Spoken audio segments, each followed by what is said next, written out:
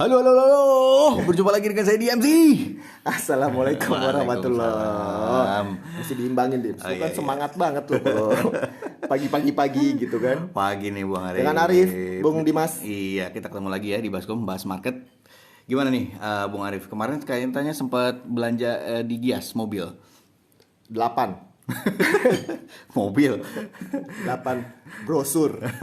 Itu rame banget nih. Oh, gitu. Sama memang ada berapa mobil memang yang menurut gua itu patut dilihat untuk kalangan-kalangan yang menengah ke bawah banget. Seperti kita. Kaum miskin ya. Oke, menu hari ini kita apa Bung Arif? Menu hari ini gua agak sebel sih lihat menu hari ini sih. Kenapa? Ini yang mencoreng muka kita berdua. Rupiah ya, pergerakannya Rupiah. sadis ya. Waduh, ini mencoreng sekali. Oke, ada cerita dari Jepang. Ya, terus juga ada berita dari China ya biasanya ya. Betul. Terus data dalam negeri, Indonesia. data trade sama data pertumbuhan ekonomi ya. Ya, Sama suku bunga ya. suku bunga Ya. sama ya, terus kemudian ada berita dari Eropa lah, dari UK. Kurang penting. Tapi ibaratnya meng-highlight apa yang sudah kita bahas sebelumnya. Iya. Terus kemudian ada data minggu depan kira-kira seperti apa. Gua seperti biasa dengerin aja ya. Oke. Oke, Bung Arif, lanjut ya. Jadi berita pertama nih datang dari Jepang. Gimana nih pertumbuhan? Seperti yang sebelumnya kan kita basically sempat highlight tuh ya bahwa pertumbuhan ekonomi Jepang itu nggak kemana-mana, inflasinya juga nggak kemana-mana.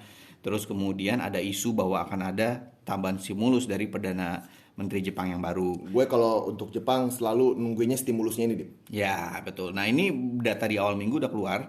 PDB ya, pertumbuhan ekonomi Jepang di kuartal ketiga ini kontraksi 3% loh.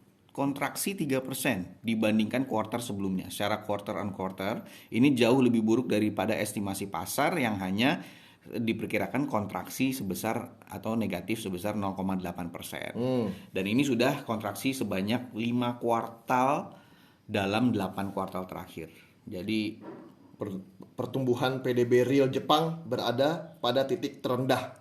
wih, makanya. Jadi itu semakin Tuh uang-uang kemana ya?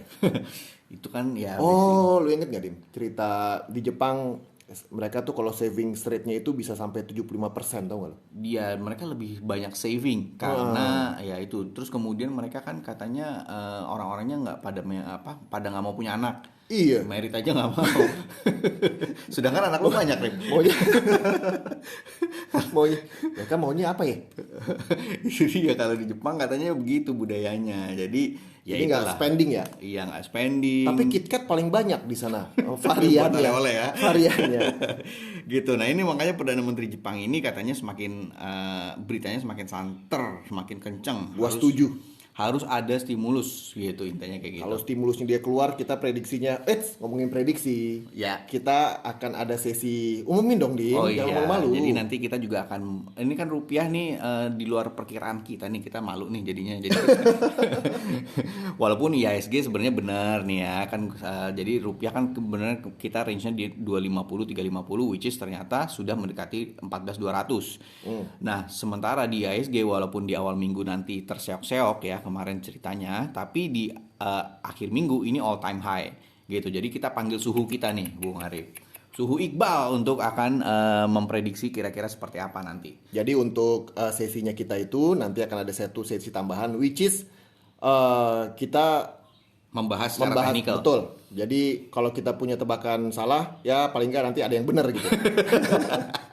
Ada bener-bener dikit gitu Iya. ya. Oke, nah tadi tuh dari Jepang ya. Terus beritanya sebenarnya negatif, tapi kalau ada stimulus jadi positif gitu. Market melihatnya seperti itu. Kemudian dari data China juga kemarin ada berita cukup bagus ya. Industrial production, penjualan retail ini tumbuh lebih cepat daripada prediksi pasar. Sehingga ya cukup bagus lah ya dari berita dari China ini. Jadi secara risk on. Di awal minggu ya di saham-saham pasar Asia gitu. Terus kemudian dari Indonesia sendiri ini kita ada berita mengenai ekspor kita yang terbang 53,35% year on year di bulan Oktober. Ini pasti akibat dari komoditas tadi tuh Bung Arif. Nanti kita minta si Iqbal apa yang kita kirim keluar sana yang paling banyak?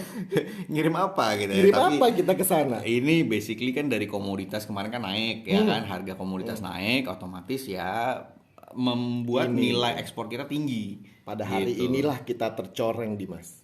Tapi ya itu memang di satu sisi kita bener Rip, dari sisi bahwa tones-nya cukup positif, tapi terlalu positif nih Wow, kayaknya.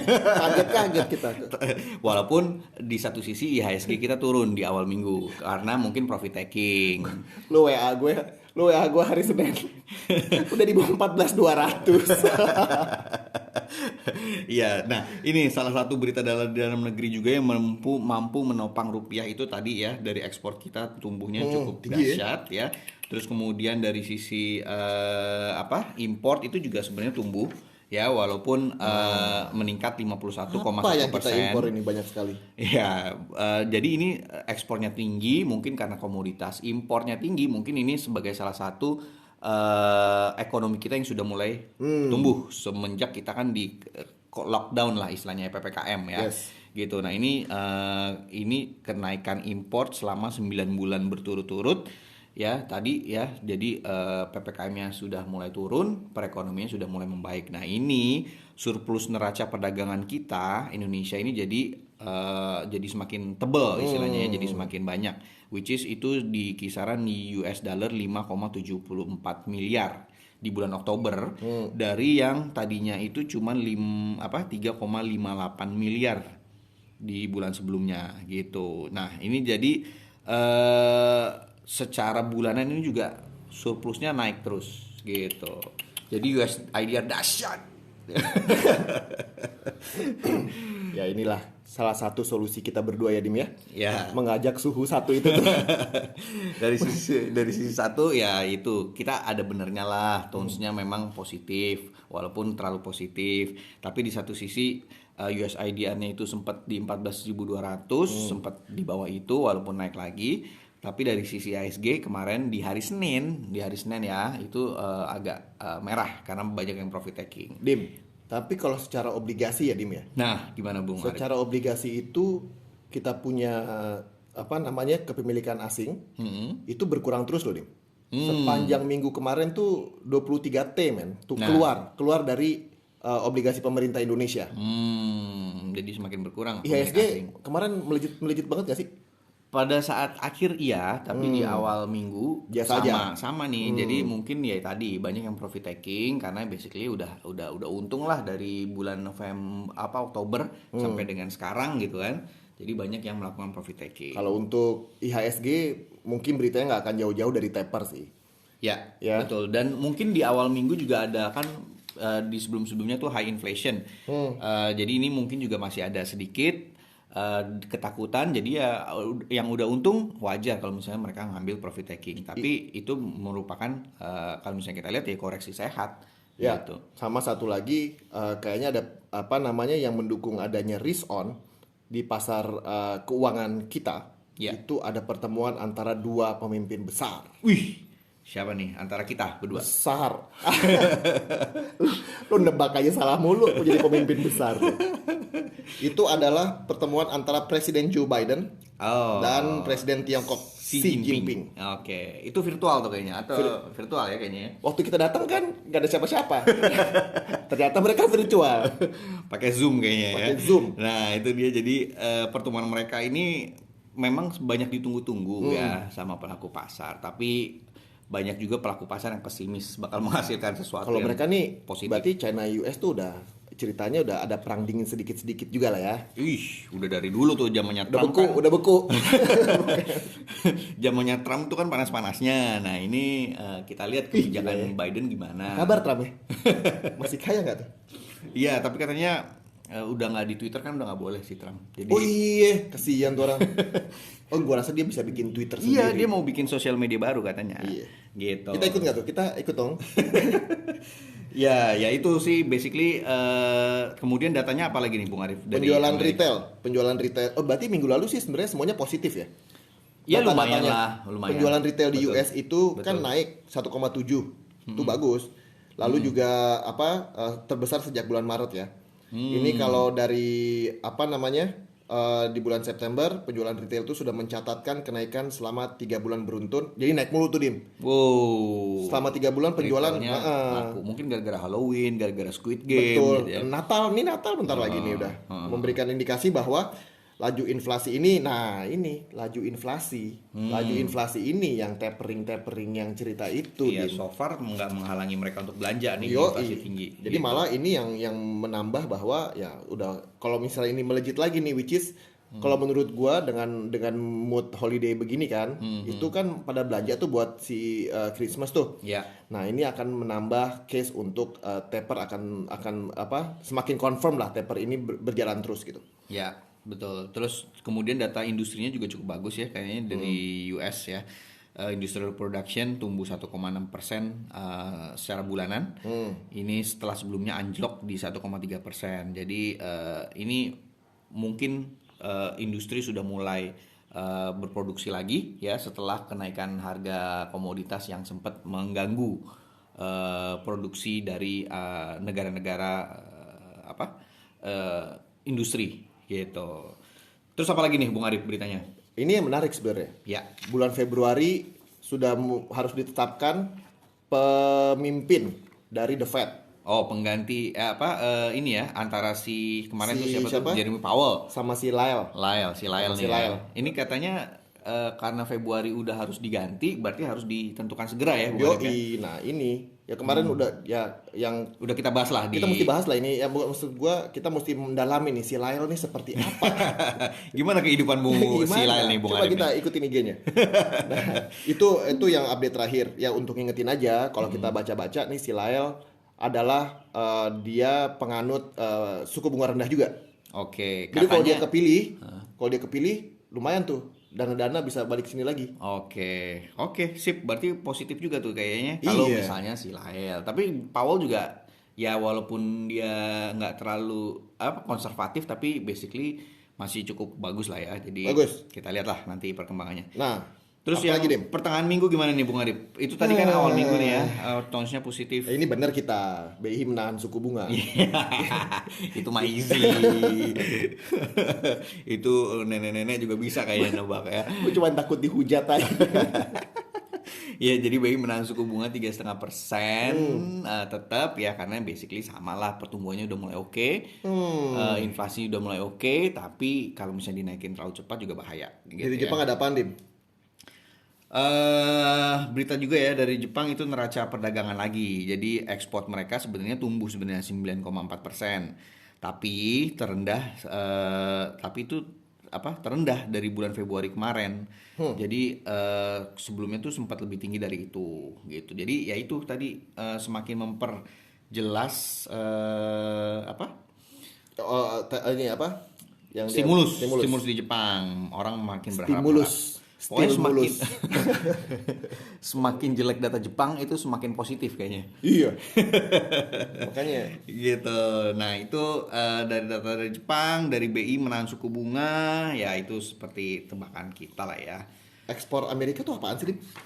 Jadi ya sama lah itu data perdagangan juga ya, ekspor Dia Amerika tuh itu ekspornya naik. banyak mobil juga kan ya? Amerika tuh? Enggak ya? Banyak dia komoditas minyak juga kan, shell oil kayak gitu banyak dia juga. Mobil Nah, itu- Ford ditutup Oh, gitu ya? mah bukan mobil. Banyak lah wheat kayak gitu-gitu, produk-produk Wheat. bukan wheat itu, wheat gandum dan produk-produk pertanian, babi kayak gitu juga. Banyak produk pertanian mereka tuh juga banyak, industri mereka banyak, pertanian juga banyak gitu. Tapi itulah basically data dari mana tuh tadi dari Jepang jelek, itu juga positif. Jepang nih mesti kita perhatikan loh, Dim. Betul. Nah, kemudian ada yang data dari Eropa dan terutama dari Inggris ya, di mana inflasi itu kan kemarin basically kita juga sempat highlight ya, sangat diperhatikan, which is itu benar naik, dan ini semakin memperjelas kenaikan global inflation ya di beberapa negara maju. Iya, inflasi pada naik semua ya. Inflasinya tuh naik gitu. Jadi Nah, ini. Jadi kalau untuk ya kita berharap sih untuk karena kita lihat tren inflasi naik ya, inflasi itu urusannya sama suku bunga. Nah, ini kan jadi investor-investor luar, contoh gitu dari misalnya ada investor kita dari England nih misalnya, terus nanemin duit di sini nih. Nah biasanya nih mereka udah persiapan nih. Oh, Dananya balik ke mereka lagi. iya karena Balik ke England lagi, mereka siap-siap untuk pembayaran suku bunga yang lebih tinggi misalnya. betul. Itu kan data. Cerdas banget Bung Arif Gue kadang-kadang. ngertinya cuma itu doang nih. Jadi gue highlight terus kan. Iya. Sekedar data share data bahwa inflasinya ini naik 4,2% year on year di bulan Oktober. Ini lebih cepat dari ekspektasi yang diperkirakan hanya 3,9. Sebelumnya itu 3,1%, previousnya. Jadi naiknya dari 3,1 ke 4,2 kan lumayan tinggi, yang tadinya cuma diperkirakan 3,9. Jadi itu semakin menambah concern akan high inflation tadi, dan seperti yang Bu Arif bilang, ngerinya suku bunganya juga terpaksa dinaikkan sehingga nanti arus dananya balik ke mereka. Nah. Gitu. Wis, ini berita favorit gue. Baca Dim. Enak bener nih lempar-lempar doang. Paket stimulus. Nih ya. Yaudah Iya. gue baca deh. Ya. Ya.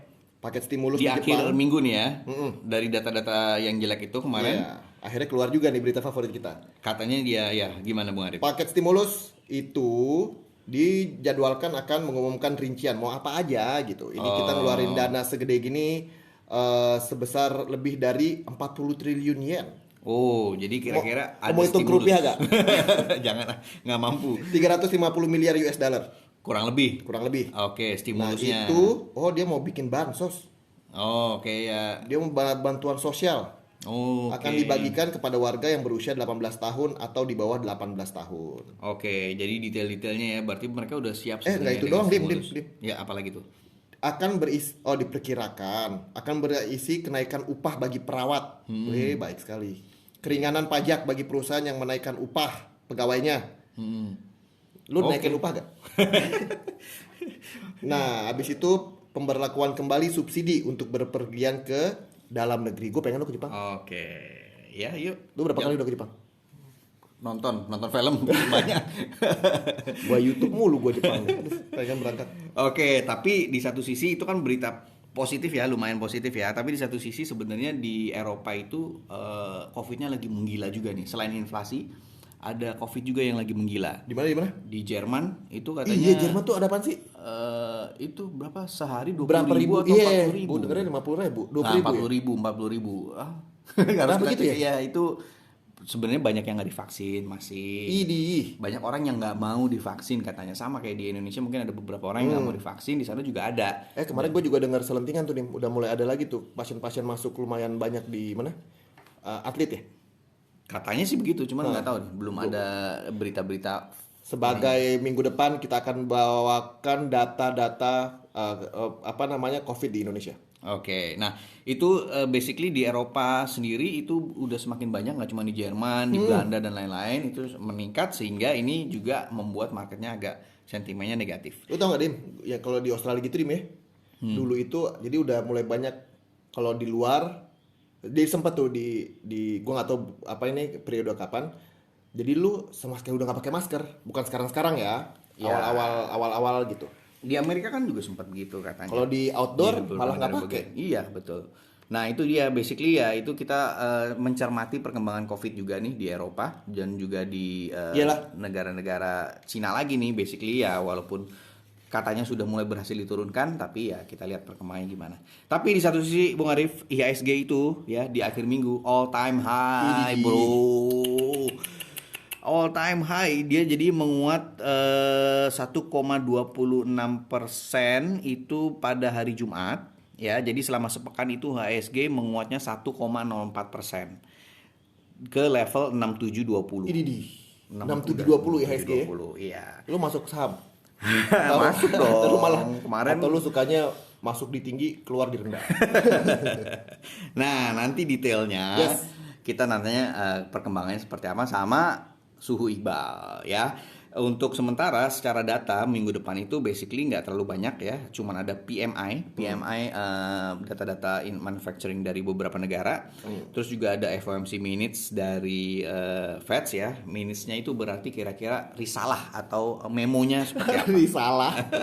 Terus kemudian ada ini satu lagi apa tuh dari China juga loan rate ya penentuan suku bunga. Nah, itu penting karena di satu sisi inflasi tinggi, tapi di satu sisi mereka sedang mengalami kesulitan dengan Evergrande contohnya. Evergrande mulu.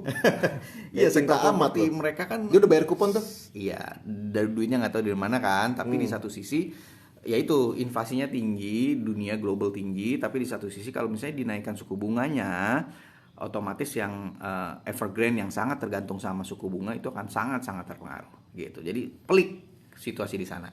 Jadi nih ya, untuk kita akan bisa lebih dekat dengan para pendengar, kita kan punya IG tuh, Dim.